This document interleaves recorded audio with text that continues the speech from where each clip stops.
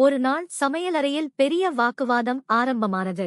Carrot, தக்காளி, broccoli, முருங்கைக்காய் எல்லாம் ஒன்று சேர்ந்து, நாங்கள்தான் குழந்தைகளுக்கு நல்லது, எங்களை சாப்பிட்டா உடம்பு பலமாகும் என்று சொன்னது. அதை கேட்ட சிக்கன் மற்றும் மட்டன் சிரிச்சுக்கிட்டு, அடப்பாவிகளா, நாங்கள்தான் பலம் தரும் புரோட்டீன், எங்களை சாப்பிட்டா தசைகள் வலிமையாகும் என்று சொன்னது. அவ்வளவுக்கும் வாக்குவாதம் அதிகமாயிற்று. அப்போது அங்கே இருந்த புத்திசாலி அரிசி அண்ணன் நடுவில் வந்து, இது சரியில்லை, நாம் ஒரு பட்டி மன்றம் போடலாம், யார் நல்லது என்று பார்க்கலாம் என்றார். முதலில் காய்கறிகள் பேசினது. நாங்கள் விட்டமின்ஸ் தருவோம், உடம்பை ஆரோக்கியமாக வைத்துக் கொள்வோம், நோய் வராமல் காப்போம். அப்புறம் எங்களை வெஜ், நான் வெஜ் என்று பிரிக்காமல் அனைவரும் விரும்பி சாப்பிடுவார்கள். ஆனால் உங்களை வெஜிடேரியன் மக்கள் உங்களை தொடவும் மாட்டார்கள். எங்க குடும்பத்திலே என் தங்கச்சி கீரை சாப்பிட்டால் எவ்வளவு நன்மை கொடுக்குறாங்க தெரியுமா? நம் நாட்டிலே உங்களை வச்சு பெரிய அரசியலே செய்றாங்க, அது உனக்கு தெரியுமா? ஆகையால் நாங்கதான் சிறந்த ஊட்டச்சத்து மற்றும் புரதம் தருகிறோம்.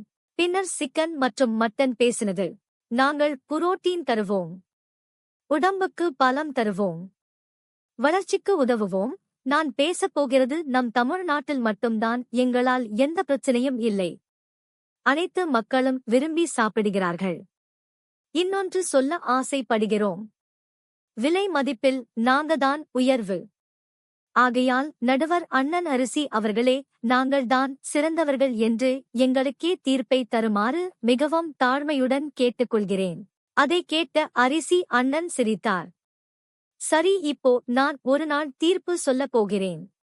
இருவரும் நல்ல காரசாரமான விவாதம் முடிதீர்கள். உங்களை மகிழ்விக்க இந்த சேனல் சொந்தக்காரர் எவ்வளவு கஷ்டப்படுகிறார். இந்த தீர்ப்பு உங்களுக்கு பிடித்து இருந்தால் இந்த அனானா கிட்ஸ் வீடியோஸ் சேனலை சப்ஸ்கிரைப் செய்யுங்க. பின் மறக்காமல் லைக் மற்றும் ஷேர் செய்யுங்க ப்ளீஸ். நீங்க எல்லாரும் நல்லதுதான். குழந்தைகள் எல்லாத்தையும் சரியாக சாப்பிட்டால்தான் உடம்பு ஆரோக்கியமாக இருக்கும் என்றார். அதை கேட்டதும் காய்கறிகளும் சிக்கன், மட்டனும் சிரித்துக் கொண்டு நண்பர்களாகிவிட்டனர். நீதி, ஒரே ஒரு உணவு மட்டும் நல்லது இல்லை. எல்லா நல்ல உணவுகளையும் சமமாக சாப்பிட்டால்தான் உடல் ஆரோக்கியமாக இருக்கும். புரிஞ்சுதா குழந்தைகளா? சமத்தா இருக்கணும். Subscribe to my channel.